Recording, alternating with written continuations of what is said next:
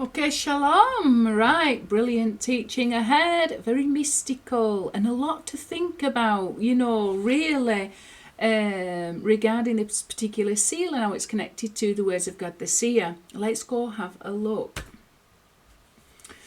Okay, so we've got this seal that was found next to the Temple Mount, but it is actually connected to the words of King David, and the first and last they are written in the words of Samuel the seer and in the words of Nathan the prophet and in the words of Gad the Seer. Let's have a look numerically.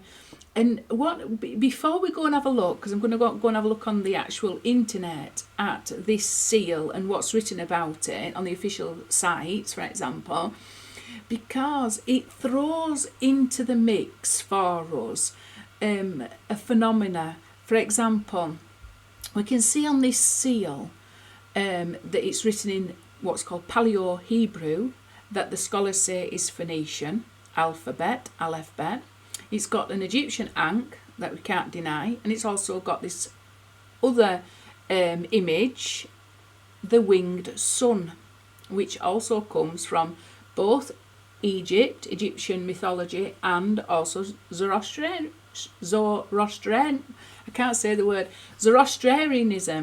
Okay, so it comes. Why is that on the King of Yehuda's seal? And this is official archaeologically found seal next to the Temple Mount. Okay. There's a lot to think about. But one of the things that I'm going to put in now before we go and have a look at this, it's all good, by the way. It's nothing to be afraid of. Everything in this world is a revelation that's going to help strengthen us. And it's also going to help, mature us. But before we go and have a look at all the problems with the previous alphabets, the Hebrew alphabet, well, what was it originally? There's all different forms it's taken, like the pictogram, this Phoenician alphabet, and the current Aramaic alphabet. Why is it changed over time? And what can we learn about that? What does it tell us? And also to bear in mind that no matter how much the form of the alphabet has changed, the numbers of the alphabet are always the same. So we've got to understand that underlying all the different changes in the alphabet, the Hebrew alphabet has undergone at least three changes. Well, three changes. It's the pictogram, the Phoenician, and like I say, the Aramaic script that we now have as the Torah scrolls are written, unless you're Samaritan and you still use something along the lines of the Phoenician alphabet. However, the numbers have not changed. And that is something that we've got to really connect to, because it doesn't matter what alphabet there is in the world, you can apply the same gematria, the same ciphers to interpret that word numerically, and then you can see, once you've transformed all alphabets, no matter what they are and how many letters in the alphabet there are, there are ways that you can transform any alphabet in the world into gematria, and from that you can find underlying numerical values to all the languages and see if there's any connection. Greek has definitely got a gematria. Some say that the Greek gematria even came before the Hebrew gematria. However, that is very much disputed. And then also Arabic, what the Quran is written in, also as an underlying numerical system. So when we're looking at all these changes to the actual alphabet and the form of the alphabet, we can know with certainty that at least the numbers haven't changed. So this and what Yodhe has tried to communicate to us through this through the Torah remains the same. No matter if the form changes, it doesn't matter. The numerical value of it is exactly the same. As we can see for here, I've translated this Phoenician script into numbers. What was written on there, I have put into numbers, and that's how I've made the connection with the book of Gad the Seer. Okay, so it's just a point. It's a wonderful thing. This is what empowers us, and it's what strengthens us. And when we see the world that is changing around us, for good or for bad, we've got to understand as well, within everything that we see within the natural world, there are underlying phenomena physical laws of nature and things like that. And basically, there's a numerical reality to all of reality, and it's wonderful when we can start to connect to that. Okay, and start to see the connections. Right, so we've got these words, the words of Gad the Seer. We've looked at some of these numbers in previous lessons. We're going to be looking at this one now, 776, which is the square ordinal plus the ordinal. So the ordinal is each letter as it appears in the alphabet. The square ordinal is each letter as it appears in the alphabet squared. Okay, so that comes to 708. Right, so I just had to double check that. That is the square ordinal plus the ordinal comes to 776, which is exactly the same as belonging to Hezekiah, son of Ahaz, king of Yehuda, which is it's exactly the same as the mispah gadol of that, taking into consideration the Sophite letters. Okay, so we've got a connection. The words of Gad belonging to this particular seal, belonging to Hezekiah, son of Ahaz, king of Yehuda. Okay, so why and what can we learn about that? Let's just go and have a look at all the rest of the connections with this number, and then we're going to go and drill down into this concept belonging to Hezekiah, son of Ahaz. We're going to go and have a look at some really interesting stuff regarding the alphabet, regarding current research, regarding the whole development of the Hebrew alphabet and the changes and when the changes were made, the origins of the Hebrew alphabet potentially, and like I say, how numbers are unchanging whereas the form is changing, and looking at why things like this, considering why things like an Egyptian ankh and also the winged sun may well be on the actual seal of King Hezekiah. Okay, so, and he sent and brought him. This refers to Shemuel, prophet Samuel, which is mentioned in this verse, bringing King David to be anointed. Shelach wayiv ehu. Okay, so, and he sent and brought him. Also comes to 388, which is 2 times 388 is 776. Okay, another significant number here is the 91, which is also the gematria of Yod-Heh-Waw-Heh Adonai. So you've got the two main names, what's considered the Vav and the He of the name Yod-Heh-Waw-Heh united together. Heaven and earth, basically. Okay, which King David, when he is fully revealed, will bring that unity between heaven and earth. And then you've got this as well, for my sake I will do, 776. So this is the whole process of rectification that we've got to go through, the whole purification process that we're currently in. So it's taken from Isaiah 48:11. For my sake I will do, for how shall it be profaned, and my honour I will not give to another.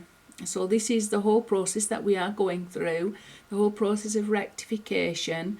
And at the end of that, we will be fit vessels of shalom that's able to receive that Yod-Heh-Waw-Heh decides to bestow upon us, which is a revelation of his perfect, an aspect of his infinite perfection, and that aspect that he desires and wills to receive to us, and that we're in a process of being rectified in order to receive, is a revelation of his absolute oneness.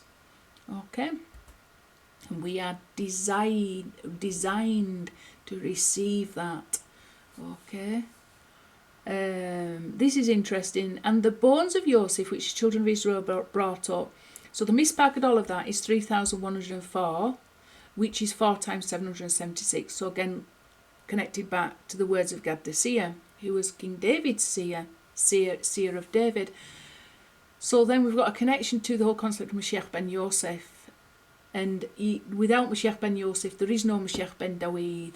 And it's like, without the bones of Joseph coming out of Egypt, there was no redemption. They needed the bones of Joseph because they made a solemn oath to him to take his bones when they left.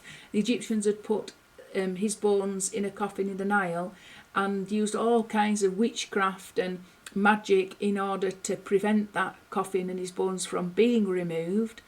And yet Moses, Moshe and Sarach Bat Asher went and were able to retrieve that, but the bones of Joseph, and take them out. And it was actually the coffin that they were carrying that caused the sea to split, according to the sages.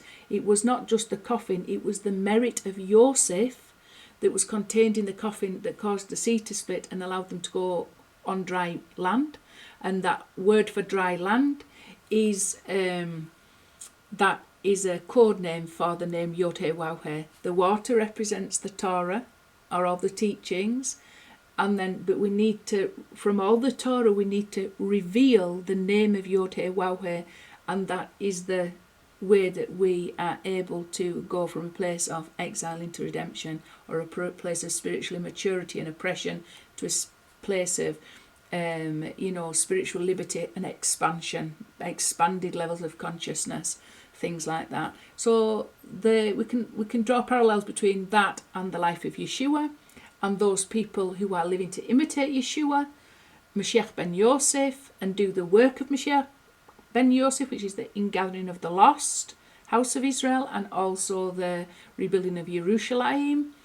And there's lots of work that we can be doing to spread that light of Mashiach ben Yosef in this world, and that will be all gathered up and is collectively as the power to bring us from a state, to reveal that name Yod-Heh-Waw-Heh, so we can go from a state of exile into a state of redemption. Okay, it's all connected. That's a more mystical, esoterical way of looking at it, but what was is what will be. So how it was in the first Exodus is how it will be in the second Exodus. There's only one difference. The first Exodus was very slow. The second Exodus is a much more holistic, natural way, giving us time to naturally mature spiritually, rather than it happening in one, night, one big, powerful intervention, wasn't it? It won't happen like that. It'll be a much more holistic, natural progression from exile into redemption, states of redemption. What are we subject to until we get to that level? We're subject to this concept. We talked about the dry bed. It's synonymous with the name Yod-Heh-Waw-Heh. The numbers are the same. The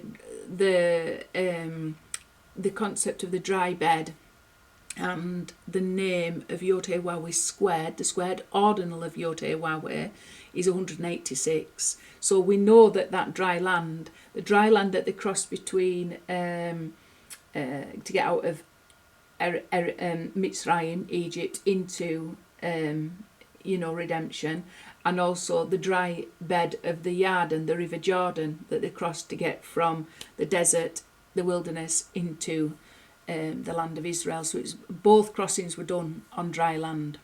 Okay, I talked about this a lot. I'm not going to go over it too much, but this term, little Yahweh, or little Yod-Heh-Waw-Heh, shouldn't really pronounce it, but anyway, little Yod-Heh-Waw-Heh, however Yod-Heh-Waw-Heh is actually pronounced, we don't thoroughly know, but there's indication that it is Yahweh, and we're allowed to pronounce it when we're teaching, so there we go.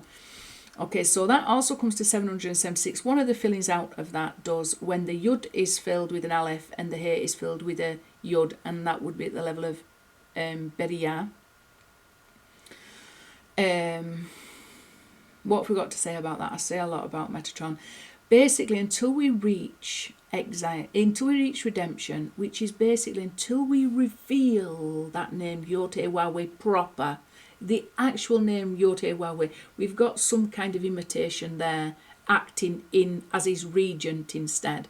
We should be elevated up to messianic levels of consciousness. We should be so aware of Yod-Heh-Waw-Heh for ourselves that name is revealed to us. And even by an act of sheer grace, that name can be revealed to us. Okay, the name Yod-Heh-Waw-Heh, that dry land, the parting of the sea, and that passage through to redemption, it can be revealed to us.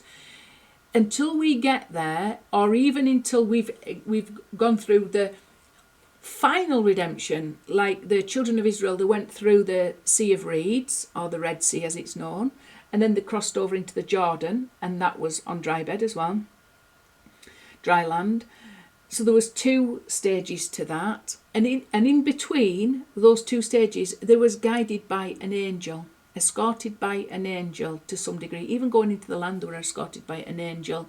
I should say, whilst Moses was alive, they wasn't escorted by an angel because he represents the Mashiach. They was guided by the Mashiach himself. But only when the Mashiach Moshe died and they went on, then an angel took over. That angel that took over is called Metatron. And he really guides the children of Israel until they reach full maturity. Okay, when they reach full maturity and become within themselves, they enliven their own spark of Mashiach within themselves, and they are fully conscious of the name Yod-Heh-Wah-Weh for themselves, and they don't need an intermediary anymore. So in that stage of immaturity, we have got what's called an angelic force guiding us, okay? And the term given to that angelic force is Metatron. I have a lot to say about Metatron. For children who were lost to the house of Israel, that force that's guiding us is Yeshua HaMashiach. He's actually, he's higher than an angel. He's at the level of the Mashiach. Okay, he's even higher than Moshe, and eventually it will be Mashiach ben Dawid. Okay, but in the meantime, until we attain those levels where we are able to have, even by the power of grace, the name Yod-Heh-Wah-Weh revealed to us, so that we are able to, enter into redemption, we will have some force guiding us, acting as regent instead of the name Yod-Heh-Wah-Weh that should be fully revealed to us, the dry bed fully revealed. So we've got this agent that acts instead, and it's called, in some instances, it's given the name Little Yod-Heh-Wah-Weh. Why? Because that's basically the way we understand Yod-Heh-Wah-Weh until we're fully matured, until our consciousness is fully matured. It's like we're peeping at him through the cracks. We haven't got the fully expanded version, the actual revelation, the full revelation of his name. We've got something else. We're peeping through the cracks. We can see that he's a God that is absolutely awesome, but we haven't got a full face-to-face revelation with him. Okay, so that's connected to the words of Gad the Seer. Why would that be connected? Because it's opposite. It's opposite. It's not where we should be. The words of Gad the Seer are connected to a revelation of Mashiach ben Dawid. Okay, as we can see here, and he sent and brought him. And we can also see, so that's Mashiach ben Dawid. We're going through a rectification process, however, and in that rectification process, we've got this force guiding us through that rectification process. And then we've got this concept of Mashiach ben Yosef. Okay. And what we've got to understand is we've got to get to that we've got to attain messianic levels of consciousness ourselves. We've got to understand this process. Where are we heading? What's it all about? It's ultimately all about revealing the name Yod-Heh-Wah-Weh. And there's a process involved in that where we ourselves have got to mature and grow.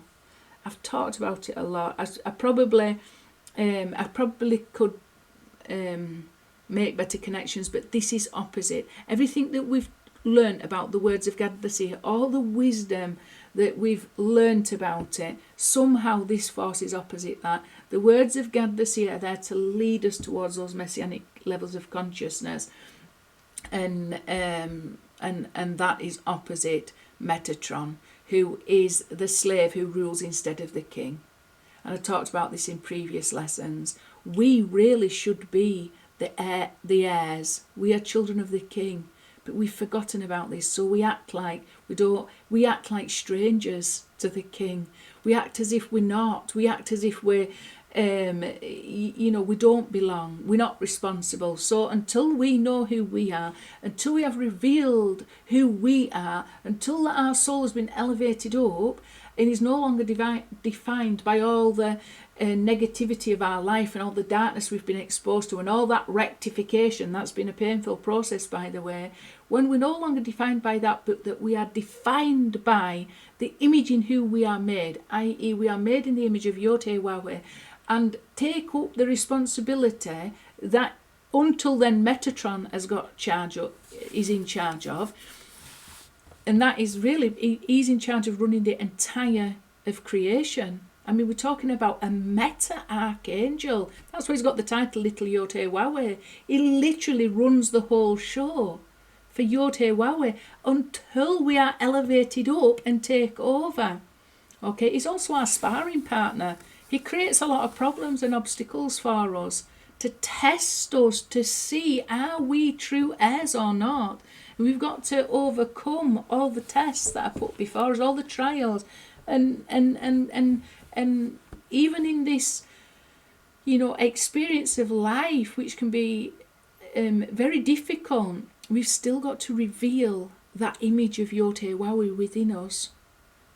The dry land is within us. That dry land is something within us that we can cross over within ourselves. It's not necessarily something outside. It's something that we can actually reveal within us. And like I say, that sometimes comes through a sheer act of grace. We do everything we can below, and then that final step is it comes from above. Okay, and eventually all humanity will be elevated up, and there will be no more Metatron running the whole show. We, as children of the King, will be the ones under the guardianship, under the leadership of the one shepherd who is Mashiach ben Dawid. But we ourselves will illuminate that level of soul within us. Hope I've been clear on that one. Right, this is when we're talking about how you can take numbers and use it for anything. You can transform anything that's part of our culture or that's been part of our journey, a part of human history, and transform that in whatever way you want to get some numerical values out of it. I've taken this phrase from the Matrix movie, take the red pill, and there's a lot of people that I was going to do a teaching on this because I did all the gematria on it, and then I never got around to doing the teaching because I did a few on the Matrix, but I never actually did the teaching on take the red pill because I'd done so many, and I thought, I've covered ground that I weren't expecting to do, so I didn't actually do all the gematria on take the red pill, though I had already prepared it. I may do some later date. However, the reason why I've put it in is because it proves this point that I'm saying. We can transform anything into numbers and see that the connections within that. Because this is the reason why I did it, because I kept hearing this phrase, take the red pill, take the red pill, take the red pill. And I was thinking, divine providence has caused me to hear this phrase again and again and again. So let's just have a look at it, see where it leads. And I ended up doing some really wonderful teachings on it. They've all got like images of Neo and the number 101, because 101 is very significant. It's the power to advocate. It stands for the Archangel Michael. Michael is the number 101. So everything can speak to us. Everything can speak to us. As long as you don't go crazy, you literally could start looking at numbers and become a little bit obsessed. I just really look at what's written in the Torah. I don't go around usually, and there's only a couple of instances where I've made a video of it, and I've used the numbers that are surrounding me in life as a prompt. But so this phrase, take the red pill, we all know it from the Matrix. This is we need to sometimes step out of the Matrix really to get a clear picture of what is going on. And lots of people can identify with this concept, and lots of people are searching for that, aren't they? They don't want to be deceived and deluded. They don't want to live a lie. They don't want to just go along with the narrative. They really are starting to what you call wake up.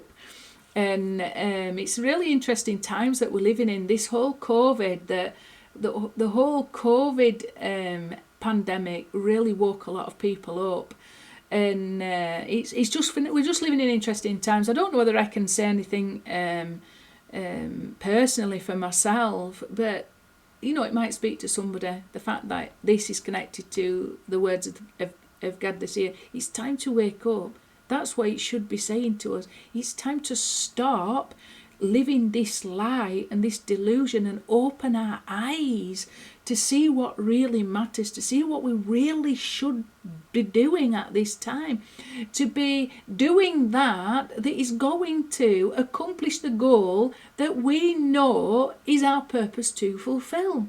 And we shouldn't, no more time wasting, no more putting off. We're on borrowed time. That's what I said after I had COVID last year. I thought, I'm on borrowed time. You know, we're all on borrowed time. We just have to do everything we can now to get us to that place where we know we've got to get to, and stop investing in the delusion, stop investing in sheker, stop investing in falsehood, stop fulfilling our fantasy fiction desires and lusts. It's time to say no. It's time to stop getting hooked into fake reality. Okay, so that's 776, exactly the same as the words of Gad the Seer. We've got to wake up. We're in like a spiritual coma.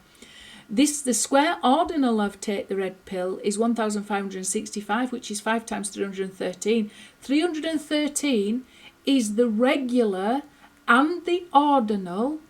The regular is 233, so the ordinal must be 80 of Eitz HaChaim, the tree of life. What is the tree of life? It is the name Yod-Heh-Wah-Heh, not peeping through the cracks version of Yod-Heh-Wah-Heh, not when we are subject to some angel that's, guiding us and punishing us whilst we are in our immature levels of consciousness, while we are still suckling off this delusion and allowing it to nourish us.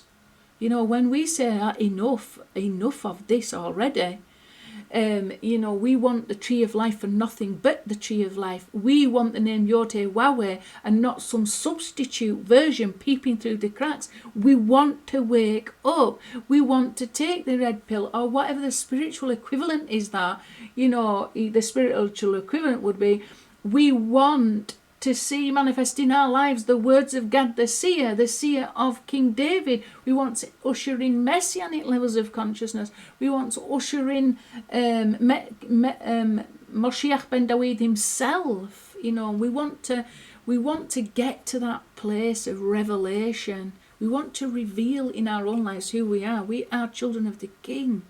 We are sick of living like like the prodigal son. We're sick of eating the pig slop of this life. We've got to make some effort to go home. But remembering that son, the prodigal son, as soon as that son realised he didn't belong eating this pig swill, and that he was a son of the king, he started on his way home. His father came out to meet him. We've got to take that into consideration as well. We make some effort below, but our Father in heaven also comes and meets us. So just make sure that is what you let your heart know it, and don't be defeated in any way, and keep saying it until it's realized in your life. This is real life. We want to wake up to real life. We don't want to be living a lie. We want to be living the truth. Shah Hagil Golim. Okay, so the regular and the ordinal, and this is fascinating because the 667 is connected to the average book of the Torah, the average book of the names of the 5 books of the Torah. When you take into consideration the Mispah Gadol numbering, comes to 667. That is a very interesting number. Why it's connected to Shah HaGilgalim. Shah HaGilgalim is the Gates of Reincarnation. However, you don't need to get the Gates of Reincarnation. Rabbi Ashlag said we misunderstand this concept of reincarnation. Basically, there's 2 types of incarnation. There's a Nebo, and then there's a Gilgal. So this is what Gilgal is. Gilgal is a complete, total incarnation where a previous soul comes into a new body.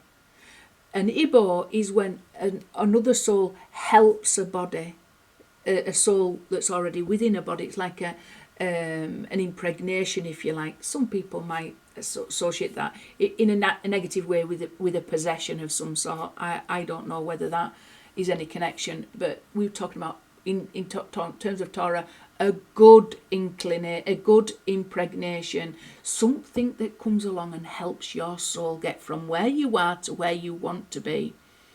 And Rabbi Ashlag said these incarnations can happen they don't need to be one whole life. It's called Gilgalim is talking about a cycle. So you go through one cycle of life, you die, you come back, you go through another cycle of life, you die. So it goes on like that, reincarnations. Okay, it's talking about sometimes in this life, moment by moment, we can receive an impregnation, somebody else's soul or some kind of higher level of soul reaches down to us and incarnates within us a different soul level to help us overcome whatever obstacles we've got to overcome. This happens, I think, when we're reborn. The soul of Yeshua HaMashiach, that comes from the upper light, that perfect aspect of Adam that didn't fall, that part of Adam that never fell, the Yechida, the Holy Yechida, reaches down to us when we're in our debts, we're crying out for salvation. It reaches down and it brings us to life. Okay, so we are not in ourselves a full incarnation of Yeshua, but we are impregnated with some of his soul, touches some of us, and it brings us to life and it helps us. This is what I experience, and this is how I've come to understand that being born again. And it literally is like we are born again, isn't it? It's like a new lifetime within a lifetime. But you can get help from others. Sometimes it's just a word of wisdom. It can come from the mouths of babes. But sometimes that inspiration can come and it becomes alive within us. It can even come through words of a book. Like when you're reading the Torah, sometimes those words are like the words of the living God. They become the living word, and they go in and they're like some aspect of a soul level. The light of those words goes in and revives us, and that can be like a reincarnation. Or an incarnation, or an impregnation, or some divine assistance to get us through. We need that now. Okay, that's what we need.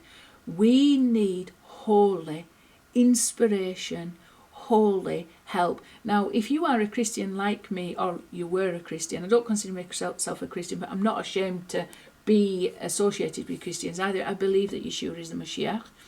But I'm also waiting for that next incarnation, Mashiach ben David, because he's what's to come. I'm happy that I've had an impregnation from the soul of Mashiach at the level of Mashiach ben Yosef. It saved my life. It's where I'm grateful for it.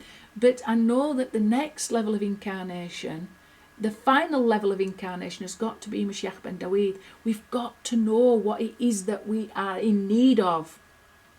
Just as his soul touched us, we are expecting an actual man to incarnate. But in Judaism, this is not the only belief. Some people literally believe that it will be a spiritual manifestation of Mashiach ben David. How will he spiritually manifest? In each and every one of us lives. So whilst we're waiting, and we've been waiting a long time, let's just go with what other options we've got available. Let's enliven our own spark of King David within us. Let's come to life that way. Let's have another born again experience where we're able to receive the light that connects us to that final revelation of Mashiach, which is Mashiach ben David. Okay, and we've got to pray for that. As you can see, what's opposite that whole concept? Again, it's Metatron. Until we have in our possession, these supreme levels of soul that are needed to get us to be fully redeemed and fully face to face with our Father in heaven, who is Yod Heh Wah-Weh, we've got something there instead. Don't settle for that. Even if the peeps through the exile, the peeps through the cracks are precious to you, because they are. You know, when you're in the depth of exile, any tiny peeping through the cracks, any kind of revelation of the name Yod-Heh-Wah-Weh, even if it's a tiny little crack that you're looking through, is precious to you. And it should be precious to you. But don't think that that's all it's about. We're talking about a completely total dry bed. And that dry bed should be within us. And we should be able to get through whatever we've got to get through to get to that place of full redemption. And it's only the name and the power and the revelation of the name Yod-Heh-Wah that's able to do that. And it's only the soul of the Mashiach that can fully reveal that name to us. Metatron will never fully reveal that name to us, not sufficiently enough to walk on from exile to redemption. He's part of the exile, okay, or he's part of the, you know, the transitionary period from exile to full redemption. Okay, so it's a necessary evil. I've talked about this a lot. There's some things that are a necessary evil. Without the darkness, there is no light. Without evil, there is no good. You know, without the concealment, there's no revelation. Without chaos, there's no shalom.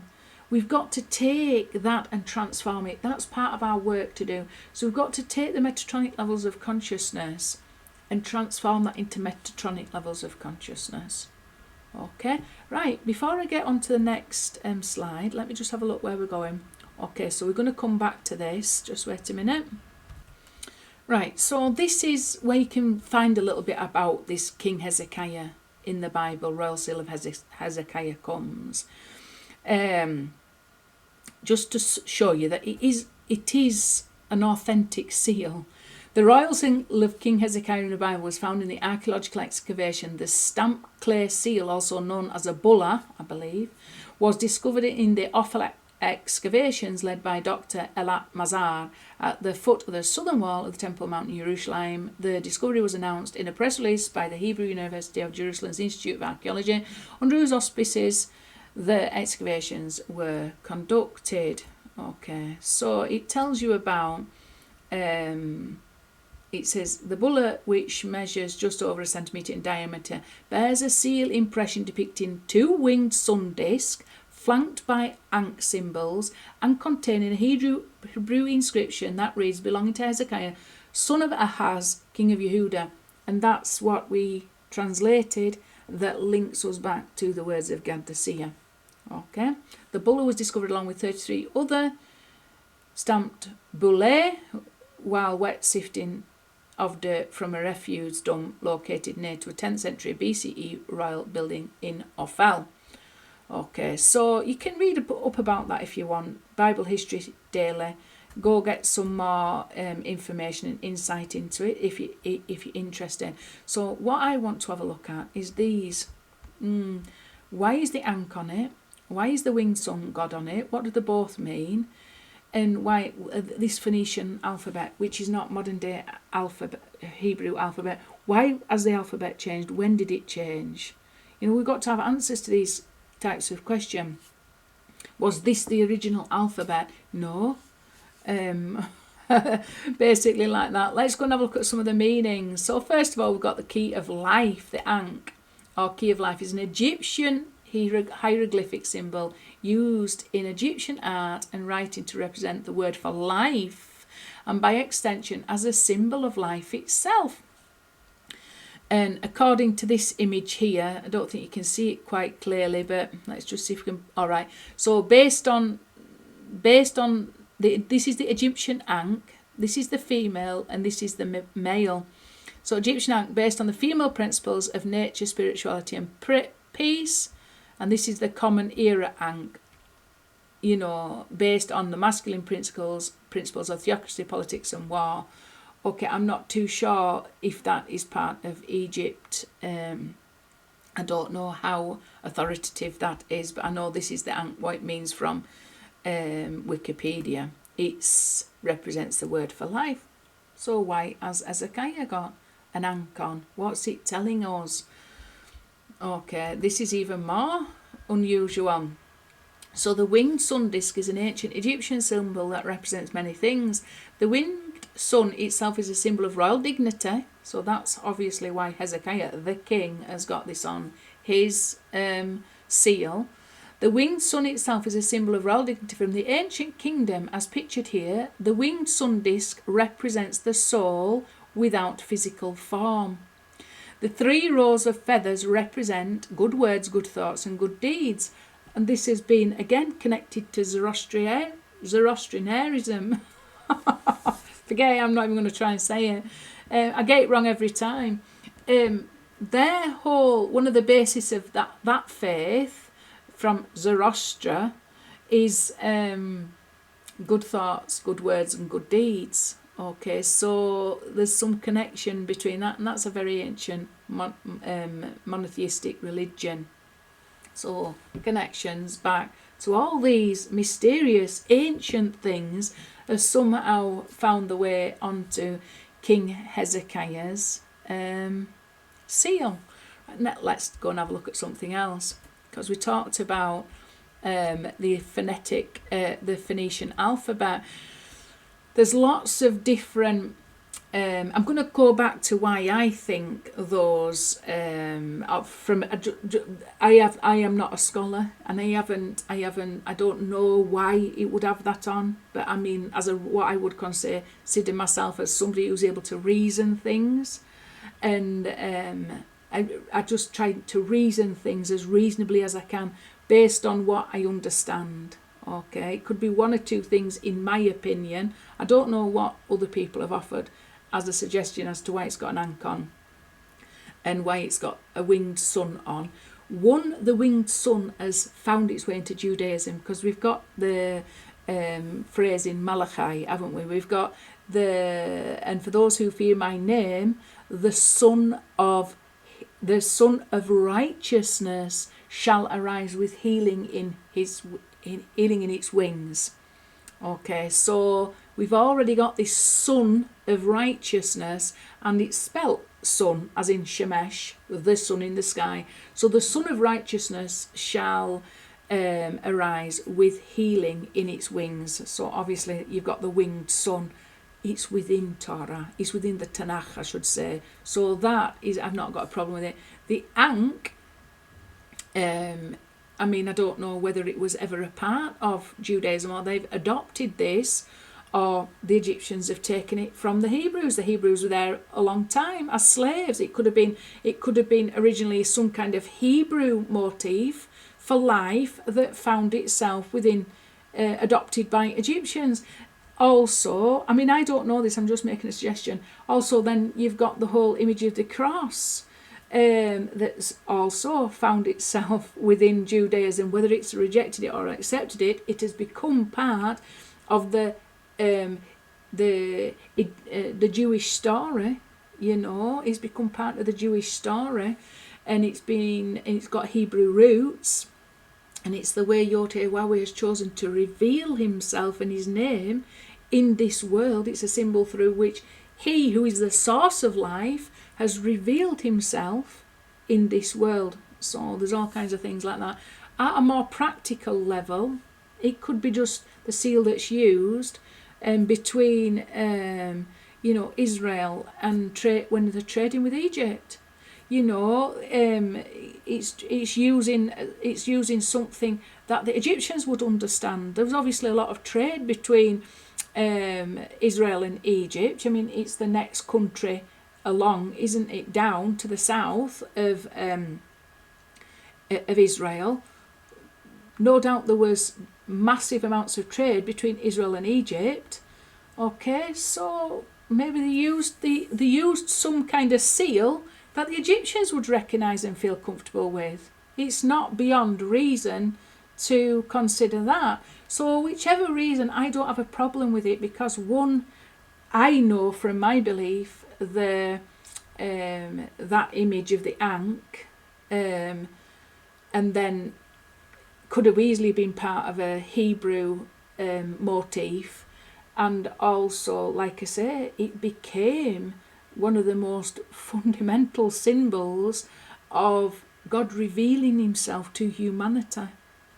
You know, in the last 2,000 years, it has been that cross has been life to us. It was life to me. So I don't have a problem with that. It just confirms that it was part of the images that were in use, even within the kings of Yehuda. And we, Yeshua was a king of Yehuda. Whether he's recognised by his Jewish brethren at this time or not, it does not mean to say that he wasn't a king, i.e. that he wasn't Mashiach anointed by Yahweh himself. Okay, so enough of that. Now we're going to talk about the Phoenician alphabet. I hope I've could meditate on it yourself, come up with some reasons yourself, or research it, find out how common were these symbols used, and what. But the way that I look at it, whatever it will reveal, it will only reveal good. It will just reveal good and bring unity. I've said about this before. We've got to unite all humanity together, even all humanity that has ever lived, including all those Egyptian people. It talks about in the Zohar, the esoterical teachings, how the wisdom, God gave 48 drops of wisdom to Egypt before it gave 48 drops of wisdom to Egypt. More than any other nation it was given to Egypt. But then God took that wisdom back from Egypt. Okay, but we can see in the world that Egypt had this great wisdom.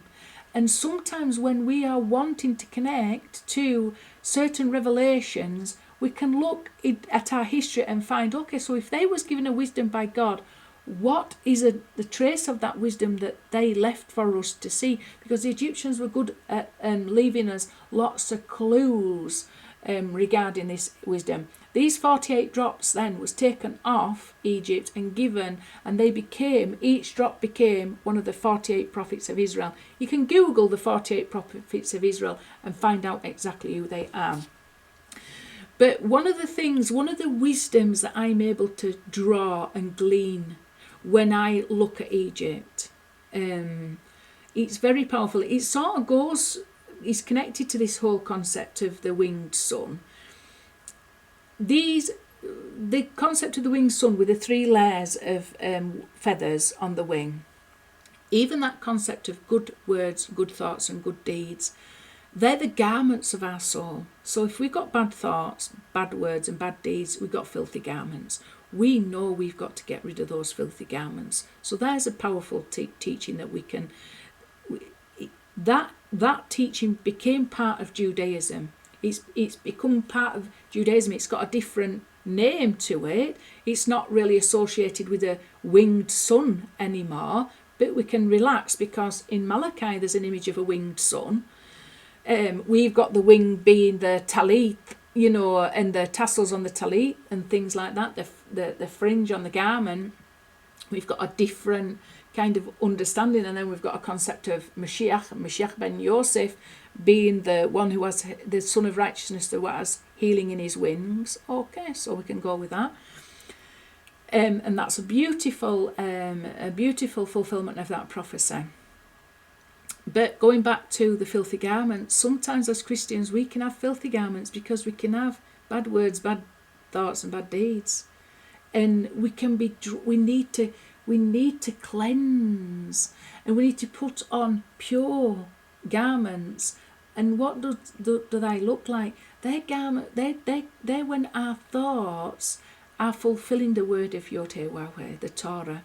They're when our words are fulfilling the Torah.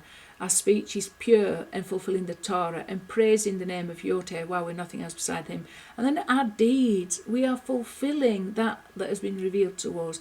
We're kind to the widow, we're kind to the orphan, we're charitable, we're doing good deeds, we're helping, we're being a positive member of the community, we're being a light in this world to him, to others, for the sake of his name to be revealed. So there's all kinds of things that we can connect to positively regarding some of these images in Egypt that found their way into Judaism. Okay, going back to the legacy though that the Egyptians left before us, all humanity has got to get corrected, including those souls from the past, including like the souls of the Erev Rav, the mixed multitude that came out of Egypt. There's all kinds of ways in which, and their souls have gone through a Shahar Agil Gulim, a reincarnation. All the bad characters from the past are reincarnated in the final generation. All the good characters from the past are reincarnated in the final generation. And somehow we've got to all go through corrections, you know. And even some of the bad from the past can be within our lives, and some of the good from the past can be in our lives. You know, we can have different influences. Okay, but I'm not going to go there right now. The thing that I wanted to speak about is, what did the Egyptians give to us that we can learn from them about, that is very relevant for us in order for us to complete and perfect our faith, that enables us to have enter into complete final redemption. They left for us a trace when they had all that wisdom that was given to them by God, because the Zohar, the historical teachings, tell us that God first gave it to Egypt, and we know that because of all the ancient civilizations, Egypt was the wisest. We can see this for real. It's undeniable when you're looking at the ancient civilizations. Egypt was the wisest. Okay, so the Zohar mentions this. But then there was a collapse of Egypt. We can also see that God took it away and gave it to somewhere else. Where did he give it? Well, look at Solomon's temple. He gave it to the Egyptians, gave it to the Hebrews, the Israelites. But what trace did they give us that we might need for today? And one other thing, when I've been thinking and meditating on this, is the legacy that they left behind. That is a very big, it's a really, really difficult concept for us to have complete faith in, is the resurrection of the dead. Okay, because it's the final aspect of our faith that really needs perfecting. When we have complete faith in everything else, it's the final aspect of our faith that needs completing. And again, it goes back to the parting of the Red Sea, because that's the only place where there's any evidence in the Torah itself of the possibility of a resurrection of the dead. And where does it come from? It comes from the Song of the Sea, because rather than it actually saying, then Moshe sung, and then goes on all the words of the Song of the Sea, it's written in the future tense. So this is a phenomena that the rabbis have pulled out. Why is this? Why does it say, then Moshe will sing? Written in the future tense. That says it's the only indication that we've got of the reincarnation, the resurrection of the dead, because it's talking about the future tense, a time in the future when Moshe will sing again the words of the Song of the Sea. Okay, so this is the only instance in Torah where it's indicated, and I once had a beautiful teaching regarding this, and it was at that point when God had brought them to the shore of the Red Sea, the Sea of Reeds, and split open the sea. It said even the handmaid had a greater level of prophecy at that point than even Ezekiel the prophet had when he prophesied about the old third temple and everything like that.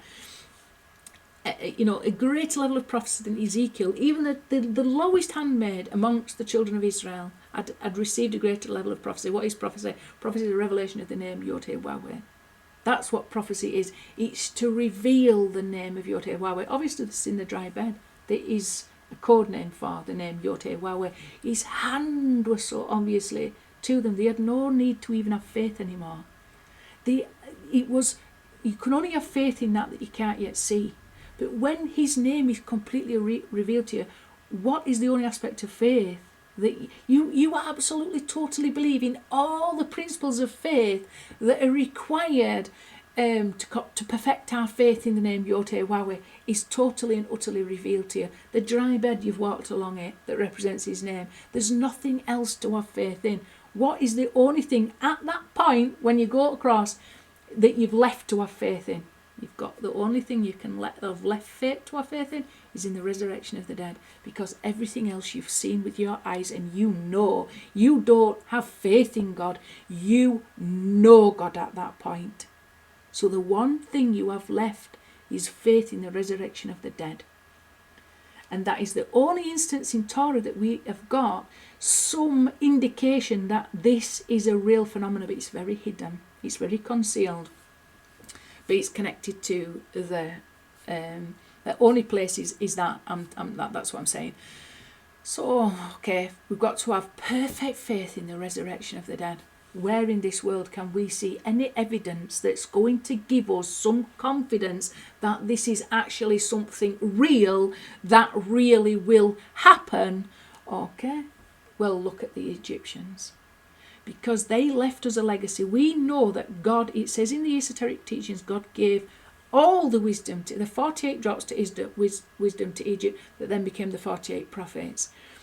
If you want to see one legacy that the Egyptians left for us, the one wisdom that they left behind, when they had that wisdom, when they had that godly wisdom, there's one thing that they left, one trace that left behind. They totally and utterly and absolutely believed in the resurrection of the dead. When they had all that wisdom, they invested everything they had in the resurrection of the dead and the belief in the resurrection of the dead. Our final faith, our final confidence that we might have, we might need to look backwards in order to go forwards. Because nowhere in the world have we got a greater legacy or testimony or witness to the truth that there will be a resurrection of the dead than what you find amongst the Egyptian people. Okay, so they did not have the name Yod-Heh-Wah-Weh revealed to them. They were worshipping any god and every god. But what I'm saying is the wisdom that God had given them gave them some kind of knowledge, even if it was misdirected, in the concept of the resurrection of the dead, to the point where they invested in it to the level that they did. You know, and when you look at the Egyptians, you can see they didn't doubt. They didn't have any doubt. They had complete faith in the concept of the resurrection of the dead. And the whole concept of the afterlife and the world to come and things like that. They truly and absolutely believed in all these things, because we can see they built pyramids and all these majestic tombs and all the hieroglyphics. We've got them all from tombs. You know, we've got them all from the mummification process and everything like that. So I'm thinking, you know, when we're looking at stuff like this and it's pointing back to Hezekiah, it was the king of Yehuda, and not only that, he was the most righteous king of Yehuda, to the point where some sages say he was Mashiach himself. Okay, and he's left us a trace of himself in this little seal. It's not written in the Torah, but we have a real seal that was really used by King Hezekiah himself. For whatever reason, I don't know what, like I say, but what I'm saying is the words of Gad the Seer, which we know from these lessons are pointing to as a very significant, because he was the seer of King David, and we are wanting King David, Moshiach ben David, to be revealed. He's left us images that point back to Egypt. Okay, so that is my only reasoning that I can think God is wanting us to look back in order to go forward. And that's the only thing that I can think of that must be of significance, because it's the only thing that's difficult for us to have complete faith in. But when we can look back at the Egyptians and think, well, we're told in the esoteric teachings, the Zohar, that God gave them all that wisdom, and when they had all that wisdom, more wisdom than any other nation that has ever had, in one nation, not just split up into 48 different prophets, but in one collective nation, they had all that. What did they do with it? They invested they had faith in the resurrection of the dead. We've got a lot to learn from them then. That's what I indicate, because there's very little evidence of resurrection in the dead in the Torah. There's not much to go on. So we've got to look, well, what are the things that we can help strengthen our own faith? And it's things like this, it's connections that we can make like this. Right, now Phoenician alphabet.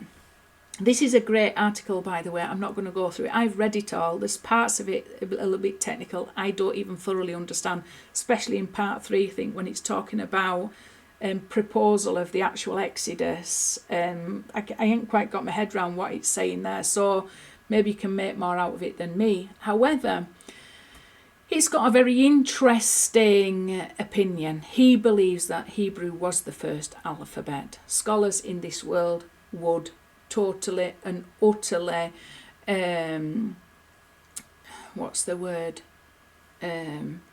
be in opposition to that.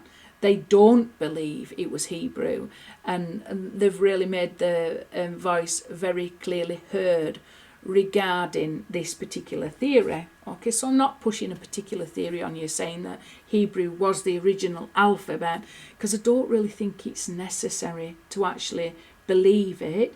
It's probably, there's a possibility when you read through this, you think, well, there is some compelling evidence to suggest Hebrew was the first alphabet. It wasn't the first system of writing. There was hieroglyphs came before an alphabet. But when we're talking about an alphabet, we are talking about letters that represent different consonants of speech, as opposed to hieroglyphics that represent words or many words. There are different. That's a different system, isn't it? Rather than the alphabet being our actual speech being represented by letters of an alphabet. That's what I'm talking about with alphabet. Hebrew possibly was the world's oldest alphabet, where sounds of speech were put into images of some sort. Okay, and this article, there's 3 parts to it, goes through evidence, archaeological evidence, and this is not a small man's theory. It says remarkable new evidence discovered by Dr. Douglas Petrovich may change how the world understands the origins of the alphabet and who first wrote the Bible. And then it goes and tells you who he is. It says that I think it might be further up actually.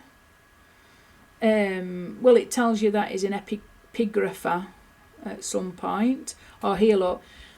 Dr. Douglas Petrovich, an archaeologist, epigrapher and professor of ancient Egyptian studies at Wilfrid Laurier University in Waterloo, Canada. Okay, so he's a doctor and he's obviously knows his stuff, but not all scholars agree with his findings. Definitely do not. So I'm not pushing one way or another, I'm just saying, okay, so he's got a different opinion regarding the origins of the alphabet, and he sees it that it was Hebrew, and I'm not going to argue against that. All I'm just going to say is a lot of scholars don't agree with him. However, this goes back to what we're saying in previous lessons, the whole spirit of Yavan, the whole spirit of Greece, the whole spirit of we're in what's called now a Greco-Roman exile, where we've got lots of Roman, Western cultural influences and what's called Edom, Asaph, bodily lusts and greeds. But we've also got a very Greek influence as well. It's part of a Greco-Roman exile that we're part of. And that Greek aspect to the exile is like, when we prioritise philosophy. I talked about this in last lesson, so I'm not going to go over it again. Academia. We assimilate to the culture into which we have been exiled.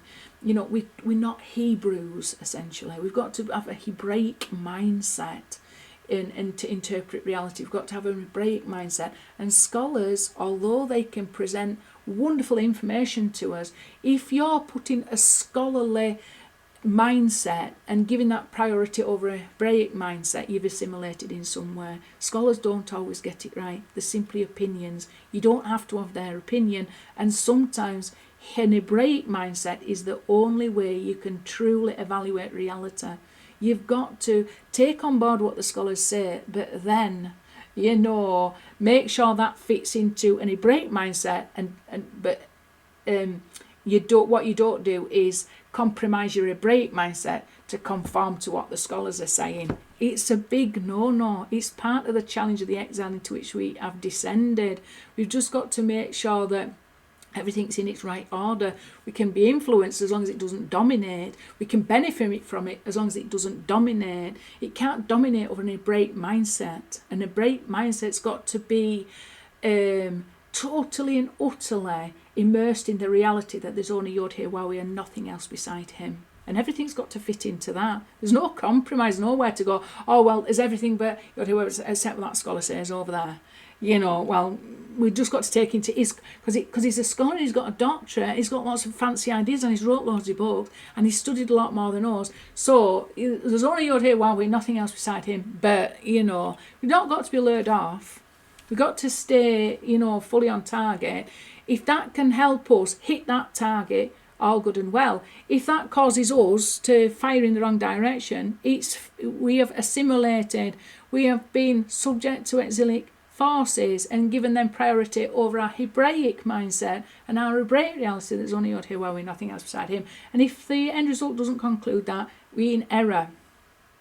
So I do like this, what Dr. Douglas Petrovich says, because he seems to be speaking from a more Hebraic perspective, and he seems to his reasoning is more Hebraic to me. When I've looked at his reasoning, it is more Hebraic, but like I say, I'm not going to go through that. What I wanted to point out to you is just that point that I've made. Which came first? It's up for debate. It literally is up for debate. I'm going to go back to my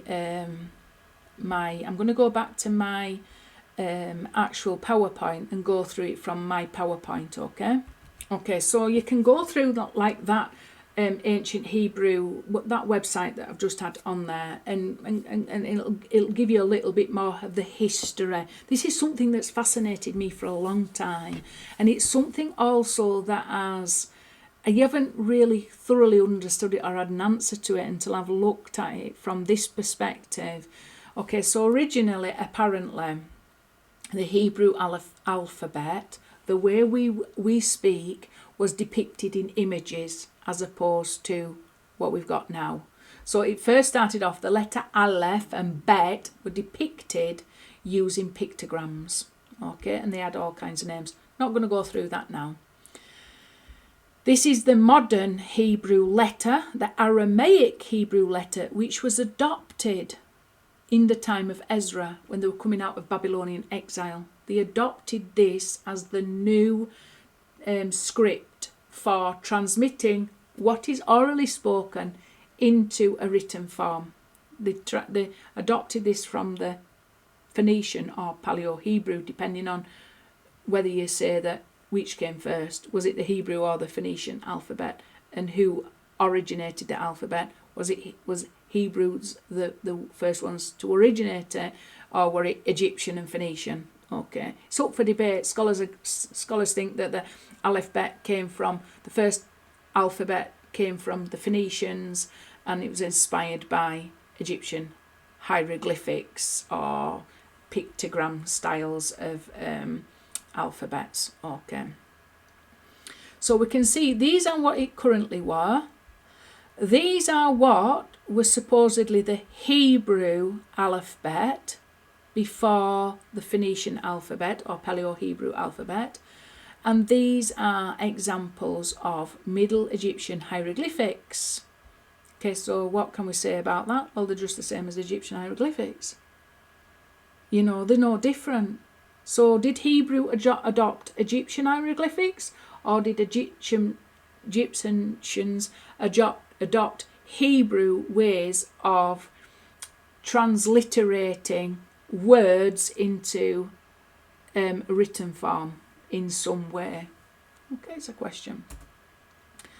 And then this is obviously a different type of, or a different period of Egyptian alphabet. I think there are some similarities, but this is a different type from a different era, I do believe, of, like I say, Egyptian pictograms or hieroglyphics that mean certain letters of speech. Okay. Finally, however, let's have a look at this. This is taken off that website that I've just shown you by that Dr. Petrovich, I think his name was. Okay. That does believe that Hebrew was the first language. And like I say, you'd have to read through that. It's very technical in some parts. I haven't quite got my head around all of it, but he does put a case forward and he shows you all the archaeological evidence for his case. So here we can see a progression. This is the modern, what's the Aramaic? So it isn't originally Hebrew. It was Aramaic. Bearing in mind though, Abraham was an Aramaic and he was the first Hebrew. Okay, I don't know the history of I was just about to look at all the history of the Aramaic language to the Hebrew and all the similarities, because there's things in my mind that I can't quite understand. Why was the Hebrew so like the Aramaic language then? There are things, but Abraham came from that area. Like Lavan, Abraham's family, he was an Aramaean. So, and in the Torah, he spoke Aramaic, whilst Yaakov spoke Hebrew and things like that. So there are similarities between Aramaic and Hebrew, but also differences. This, however, is the Aramaic script, again, which came first. I don't know in that instance. I only have found on that website that I just looked at, there's a debate between the pictograms being originally Hebrew and the Phoenician alphabet being Paleo-Hebrew rather than Phoenician, as it's known in scholarly circles. The scholars say it was Egyptian first and Phoenician first, and this man that contests that says no, it was Hebrew first. Okay, so I would go with being Hebrew, to be honest, but it doesn't really matter, because at one point Ezra adopted the Aramaic script when they came out of Babylon. So the script that we've got now was originally Aramaic. Whether that had original Hebrew connections, like I say, they have powerful Hebrew connections, because Abraham was the first Hebrew and he came from that area. Rebecca came from that area. Yaakov went to live with Lavan in that area, so he would no doubt have to speak Lavan's language, which was Aramaic. Yeshua spoke Aramaic, and there are a lot of similarities between the language. A lot of the words are very, very similar. Okay. What do we want to say about this? Just really what I've said, which came first, and why might that matter to us now? Goes back to what we're saying. Okay, so the form of Hebrew has changed, but in all these instances, whether it's this form, whether it's this form, whether it's this form, whether it's any of these supposed developments, and then supposed developments into this is all the Phoenician style of Hebrew, what's called Paleo-Hebrew, all these could have numerical values. So what we've been looking at numerically, it wouldn't have changed. And it also goes to show that it's an oral language. All language is oral. Therefore, it's the power of speech that's so important. All these would have been originally just oral transmissions of knowledge from one generation to another, from Abraham teaching his family. And this is why Abraham was singled out. It even says in the Torah why he was singled out. Why was Abraham chosen? Because he taught his children. He passed on all the wisdom and all the knowledge to his children. And there we are ancestors of that. The fact that he was so diligent to transmit all the wisdom and all the knowledge and understanding that he was able to receive to his children, we are receiving that still today. Okay? So it's come to us through an oral tradition, and in some way throughout Hebrew's oral history, they have put what was orally transmitted into written form, and they've used different ways of writing that form. However, underlying all those different ways in which Hebrew has been written, the numbers are still the same. Aleph is always 1. The ox would be 1. Whether it's this Paleo-Hebrew figure, it would be still 1.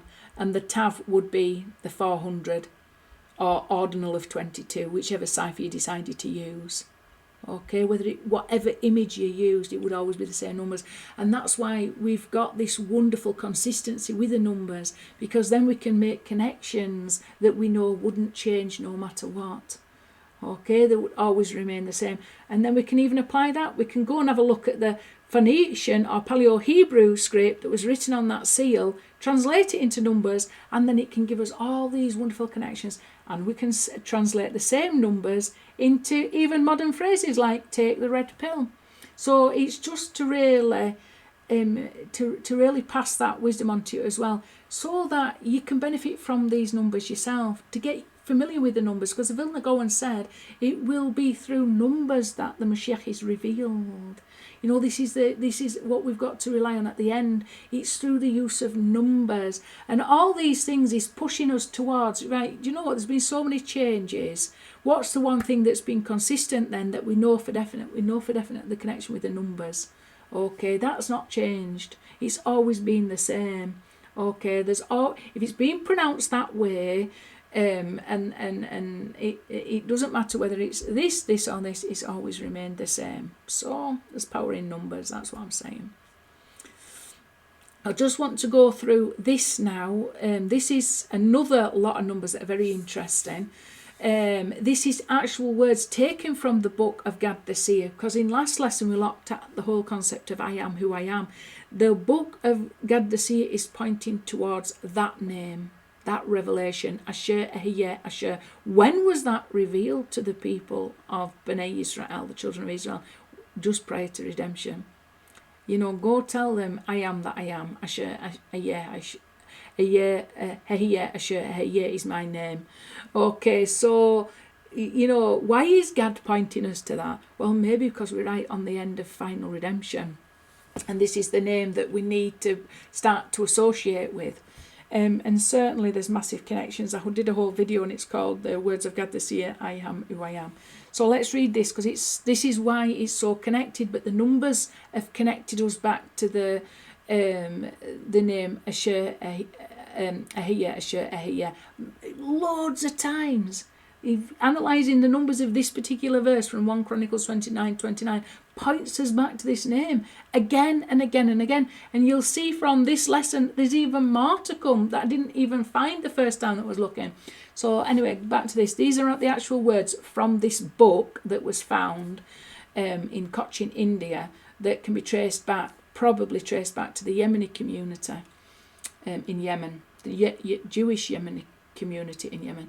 The angel instructs Gad, and the one dressed in linen came down to me and touched me, saying, write these words and seal them with the seal of truth, for I am who I am is my name, and with my name you shall bless the whole house of Israel, for they are of a true seed.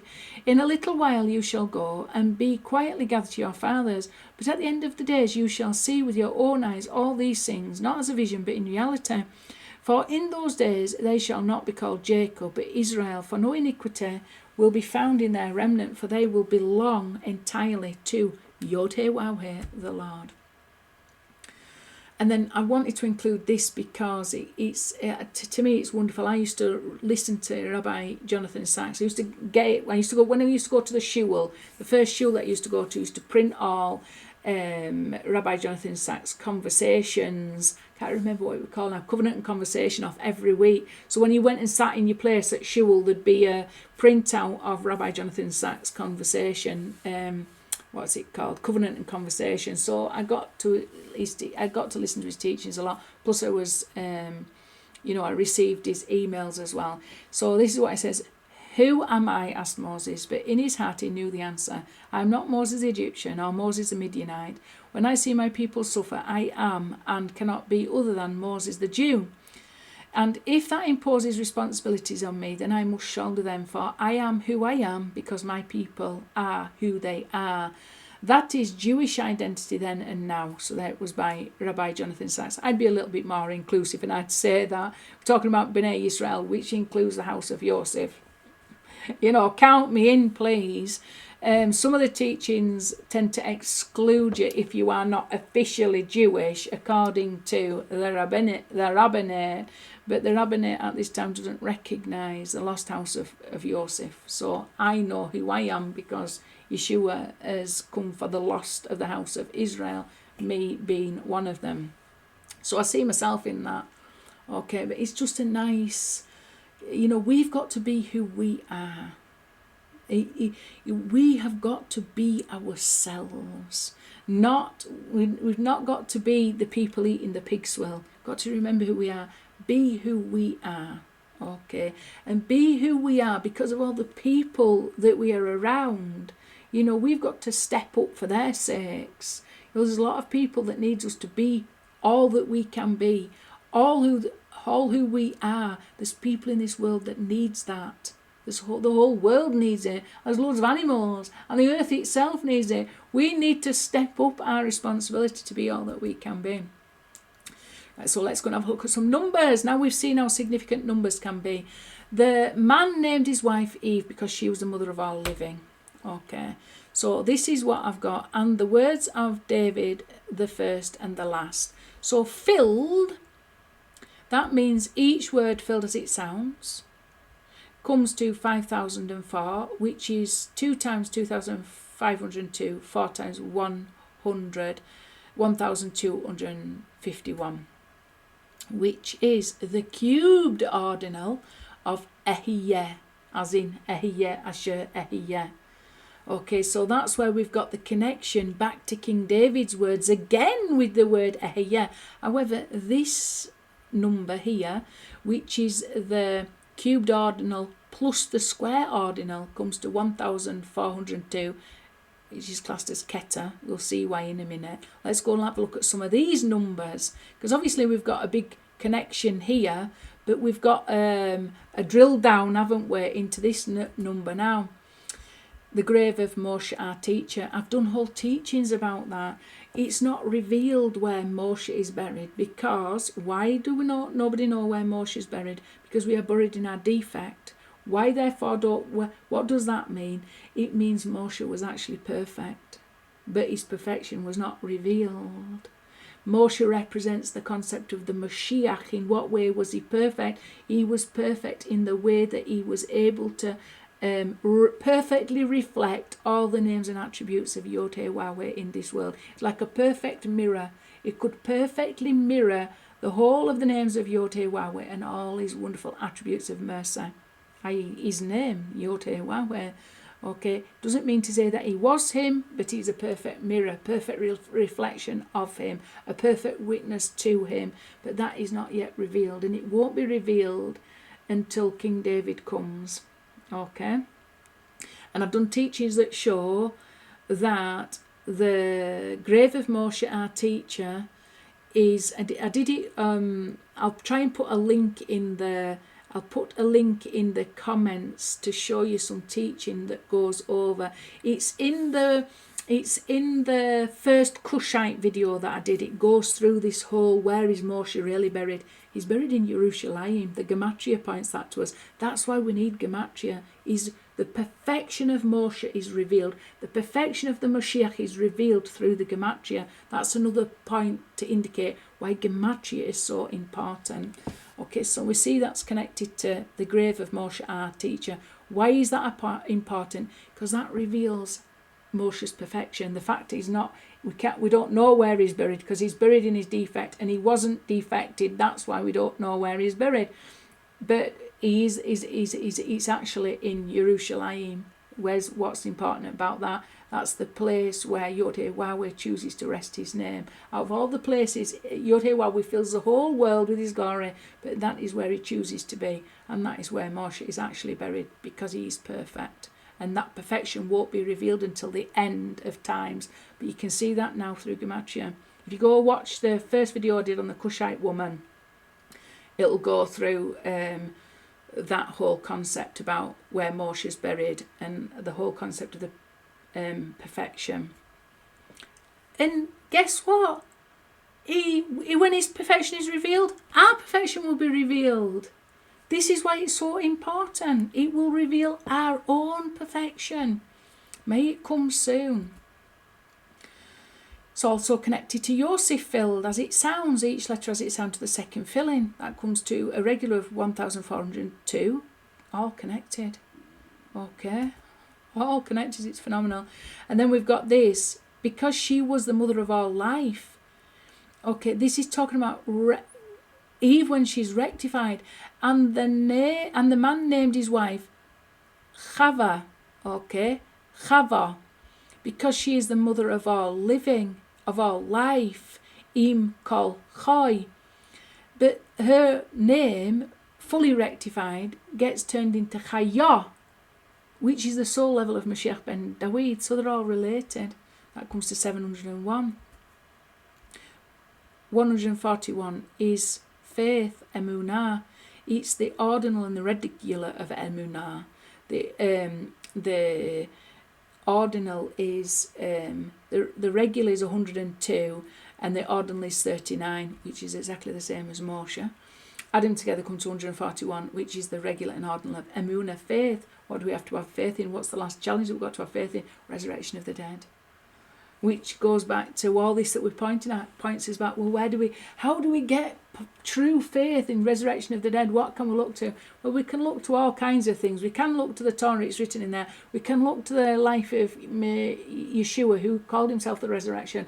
And also we can look back to Egypt, to know that when God's wisdom was manifest, before we even had it within Torah, there's other people that bear witness to him.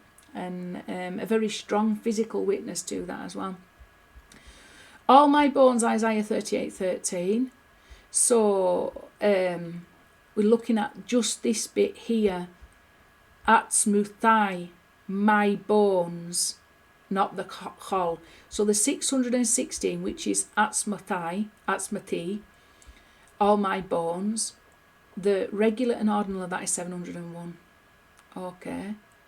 So that's a fulfillment of Isaiah 38:13. Just let me go find that out, so I can't remember what it says in total.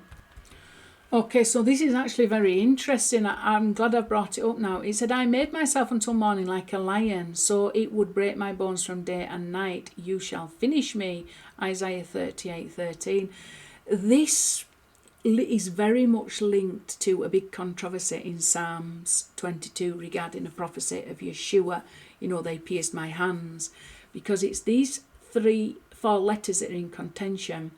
Here, I do believe it's written like a lion. Okay. However, it would appear that in the Masoretic text there's been a change. The Septuagint has put it that this word is pierced. Okay, I'm going to show you something online in a minute. Whereas the Masoretic text has got it that it's like a lion. Kof, ayin, reish, yod. The Septuagint, though, is copied from a word that would read kof, ayin, reish, vav.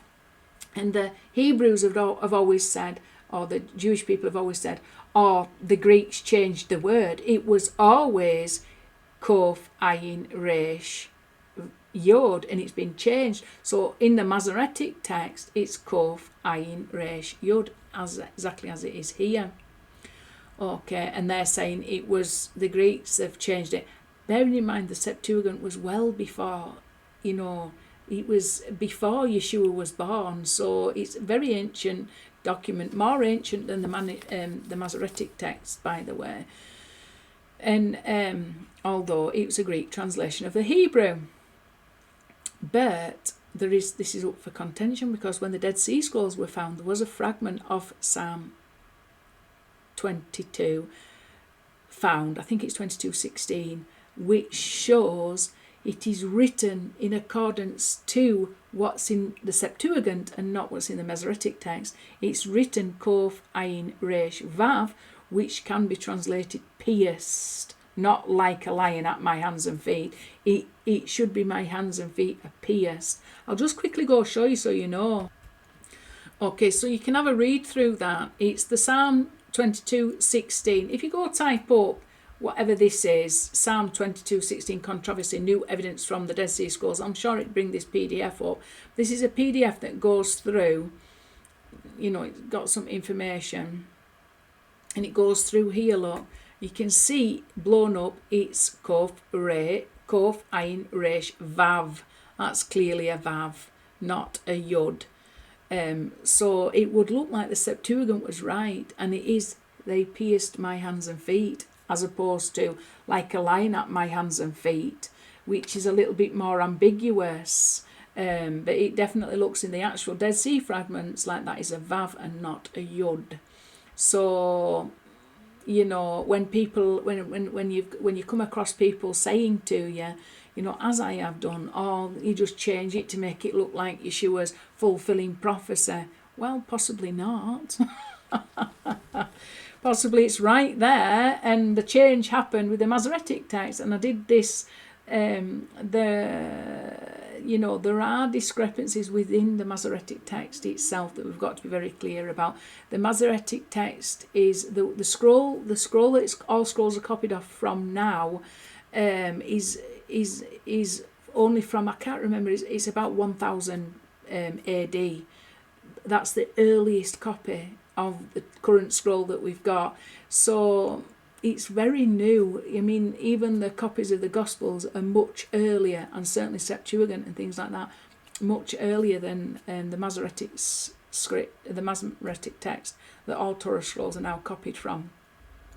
There is a possibility that the problems lie with the Masoretic text, the Masoretic script, and not the other witnesses. But again, it's all up for negotiation, isn't it? We need Mashiach to come back and tell us exactly what is what. Let's go back.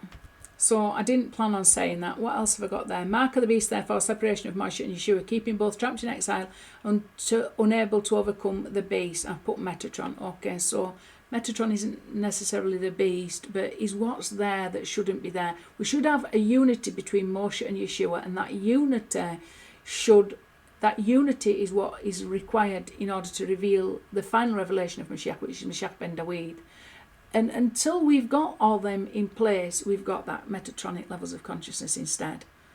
To leave exile, we need the bones of Moshe and the bones of Yosef. Where we need the bones of Moshe, we need to know where Moses is buried, we need to know his perfection, and we need the power of all the good deeds that Mashiach ben Yosef has been doing in exile, even through all our lives, in order to part the ways and reveal the name Yod-Heh-Wah-Weh, to get us from a place of exile into redemption. Okay, that's all a mystical interpretation of it. However, 701 linked to all these, linked back up to a year. Okay. Yeshua HaMashiach, that if you add up the, what's this? That's regular and that's the ordinal. Okay, regular and ordinal comes to 774. You could actually get that to go back to if you just added a kollel for each of the words, that would be 776, which is that number that we've just been looking at, isn't it? The square ordinal of part of this verse plus the ordinal. Okay, so you can get that to match because you can always add a kollel. You can always add a kollel for each word. Okay, so but the regular and the ordinal 774. If we add back onto that the ordinal for my bones, i.e. the bones of Yeshua plus the bones of Moshe, it comes to 859, which is exactly the same as the regular and ordinal of Yeshua HaMashiach. Okay, so there is a connection to that. You can see where I've got it from anyway. That's the regular of Kol Atzmathi, and that is 85 is the regular of Atzmathi, the ordinal of Atzmathi, my bones. So like I say, we've got two aspects of Mashiach that we are required in order to bring us to that, in order to cause that sea to split. We've got Moshe. Now, back in the first redemption, he was carrying the coffin of Yosef. He was the one who found the bones of Yosef. But this time, we also need to understand where Moses is buried. We need to understand and connect to the perfection of Moses, who is the concept of Mashiach. And he is also the perfection in that he is able to reveal the name of Yod-Heh-Wah-Weh that is hidden within the Torah. Okay, he's able to reveal that dry land. That is the difference between the water, all the Torah and all the Torah teachings, but we need that water we need the water to part to reveal the name. That is how we get from exile into redemption. Okay, so we need the bones of Moses and the bones of Yeshua now. So if we add back two lots of Atzmathi, my bones, comes to 859, exactly the same as Yeshua HaMashiach, who will return as Mashiach ben Dawid. Despised by peoples, the Mispar Gadol is 701. The ordinal is 71, which is exactly the same as Yonah. The regular is 141, which is the regular and ordinal of Emunah. I talked about that up there. Emunah is faith. Faith in what? Faith in the resurrection of the dead.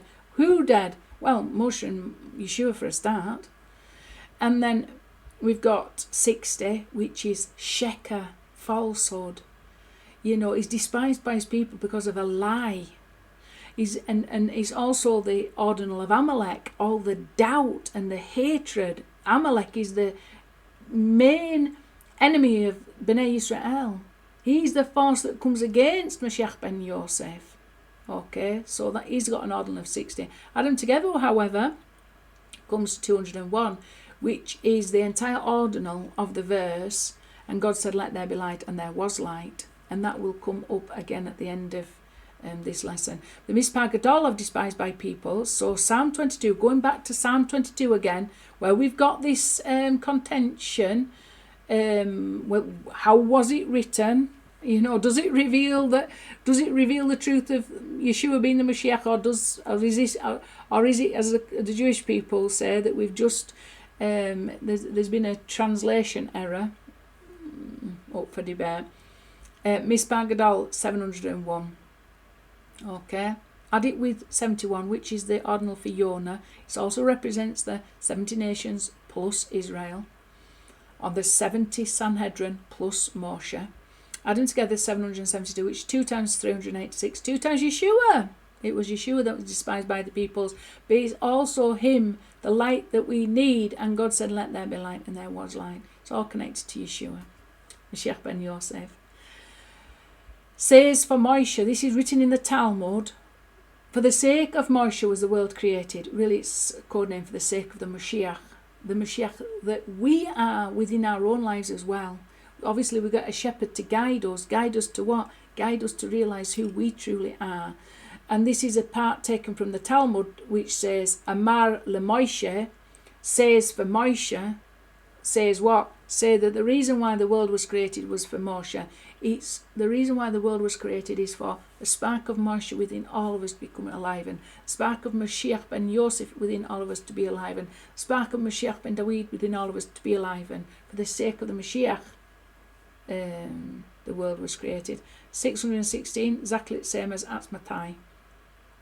That's Kol 50, Atzmatai 616. And like I said, together you've got 666, which is the mark of the beast. But also one of the filling out of Moshe is 666. So that for everything unholy, you've got a holy opposite. Moshe is a holy opposite. He's the holy beast. One of his fillings out comes to 666. I'll try and bring it up. And also 666. It's just gone from my mind. All right, yeah. Sitro, his hiding place. I think it's Psalm 18, if I'm right. It talks about the hiding place of Yod-Heh-Waw-Heh. That also equals 666. So, like I say, for everything unholy, there's a holy opposite, you know. And we've got to bear that in mind. We've got to connect to the holy opposite and avoid the unholy. That's unholy. Okay. And the bones of Joseph which the children of Israel had brought up out of Egypt. So again, we're connected to this. We've just had a look at that. We were connected, I think, via that, weren't we, the last time? So 2,804 is 4 times 701 connected to all these concepts. The bones of Joseph is what we need. These bones are important. It's the essence of the Mashiach. The bones represents the essence. It's the same word as the essence. You've got to reveal the perfection of the concept of the Mashiach. Got to get rid of the false Mashiach to reveal the true essence of the Mashiach. What Yod-Heh-Waw-Heh intended to happen through the Mashiach, and not what in our imaginations we think Yod-Heh-Waw-Heh is trying to do through the false Mashiach that we've got in our minds. Look at this. This is the false Messiah, isn't it? The square ordinal of serpent is unholy opposite all this, 701. You can't have one without the other. You've got to take what is unholy and false and transform it into what is holy and truth. And then in visions, so this word bemarot in visions, it's also connected to the word curse. Marot is connected to the word curse, and it's also the way that the luminaries is spelled effective in the Torah, missing two vavs. Okay, so it's spelt like that, hamerot.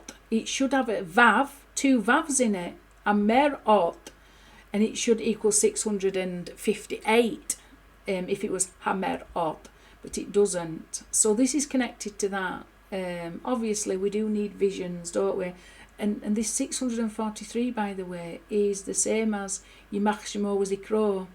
So that is the curse with which Yeshua, Mashiach ben Yosef, is cursed. That also comes to 643. And there are other things that comes to. It's the cup of blessing. Kos bracha comes to 643. There's so much that I can't do it all. I'm just going to bring up the 666 that's Moshe there, because we need to connect to this. This is another meditation that we can have. And like I say, we've got to get used to being able to understand. We've got to maintain free will. So God maintains free will by allowing for everything holy, something unholy opposite. Then we're not going to be swayed either way. It's up to us to struggle to do what's good and to reject that's bad. Okay, so there'll always be something holy and something unholy opposite. We've got to figure that out. And the Torah that we've got in front of us, it perfects this whole concept of he made one opposite the other. You know, and when we see how perfectly there's one opposite the other, we can see, all right, so there's one greater that's coordinated this perfection. The numbers reveal the perfection. They reveal the perfection of the Mashiach. But more than that, they reveal the perfection of Yod-Heh-Wah-Weh. Hidden in the Torah is this utter and absolute perfection that we can see through the numbers. When we see the balance, we see how perfectly everything is balanced, how perfectly everything is connected via the numbers. It's just so wonderful. We see this perfection and we realise, you know, this is God's perfection being communicated to us. Okay, it's all wonderful. Let me just go find this number. Okay, so I've just thrown that together basically. Just to point out, very interesting, I'd not realised this. Gad the prophet, the seer of David, comes to 666, and it's the regular plus the square ordinal comes to 666. So we've got that holy opposite the beast, Moshe. So we've got this incredible connection to Gad the prophet, the seer of David, and the revelation of Moshe, the Mashiach, 666. Okay? You've also got this concept of Metatron. This is the evil opposite. We should have Mashiach ben David revealed through Gad the prophet, and is in one way is a reincarnation of Moshe, the final incarnation of Moshe, who's the Mashiach. Came as Moshe, then the Redeemer came as Yeshua. The final redemption will come as Mashiach ben David. And until we have him fully revealed, we've got this phenomenon instead. It's a necessary evil, okay? Little Yod-Heh-Wah-Weh, something that doesn't quite reveal to us the fullness of the name Yod-Heh-Wah-Weh. It comes to 667, so that's like 666 plus 1, isn't it? The Kolel, the one that hides, you know. And then we've got this number, that's 643, that was Bemarot in visions. So when he knows to reject good, will reject bad and choose good, that comes to a regular and ordinal significant number, 1286, which is 2 times 643, which is exactly the same as Joseph made himself known to his brothers. Man became a living soul. That's what we want in, aren't we? And 110, the ordinal of that is the same as Yeshua HaMashiach ordinal, 643. May his name be erased in his memory. That's the curse with which Mashiach ben Yosef is cursed, 643. Okay, cup of blessing, Kos Shel Bracha, 643. Okay, and then in visions that we looked at, that's connected to the 701, that's connected also back to what we were looking at regarding Gad. 643 is also all four, which represent the Mashiach, the opposite the Mashiach, all four fruits according to the Talmud and the Mishnah. This is the three fruits, isn't it? In the Talmud, there's three fruits that are mentioned as being the fruit of the tree of the knowledge of good and evil. The first is the grape, the second the fig, and the third is the wheat. So that's Moshe the grape, Mashiach ben Yosef the fig, Mashiach ben Dawid the wheat.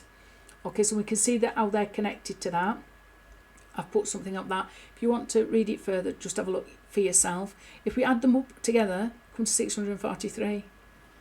Okay, so like I say, one opposite other, we're seeing the perfection. And the wretch who is sated with food, who is this? This is Mispah Gadol. It comes to 1286, which is 2 times 643. Who is that according to Zohar? That is Metatron. So, you know, incredible stuff. All right, just wait a minute. Right, this is the last one then. We've gone through all those things, haven't we? I am the Lord, your Holy One, the Creator of Israel, your King, Isaiah 43:15. Just to have a look at some more numbers. So the words of Gad the Seer, seeing as these numbers are so important, filled it comes to 2,380. And I'm just going to pull the curtain across. Okay, so that should help a little bit. Right, the Creator comes to 238. Boreh, which is 209 plus 29. Ordinal comes to 238. Okay, the square ordinal of that is 441, which is Emeth, the truth. Okay, no, it's Emeth, truth. And then look at that. It's connected to 888. What's 888? HaMoshiach filled out. So the Creator is really the whole concept of HaMoshiach, who is connected to Emeth, truth, as opposed to lies, false Messiah. Where do we get that from then? So the 209, the regular, plus the square ordinal, plus this, 679, plus back the regular. Okay, so jiggle the numbers about, you can get 888. Rachel, 238. So Rachel is the last letter here. She represents the kingdom. The kingdom of what? The kingdom on earth as it is in heaven. The kingdom of King David. Daughters of Jerusalem, but not Jerusalem, comes to a regular and ordinal of 1,190. 136 is the regular and ordinal of Kiseh Dawid. So the throne of David, which is Mashiach ben Yosef. So 1,190 is 5 times 238. And that is 2 times 1,190. Without Mashiach, this is what David said when he heard about Saul and Jonathan.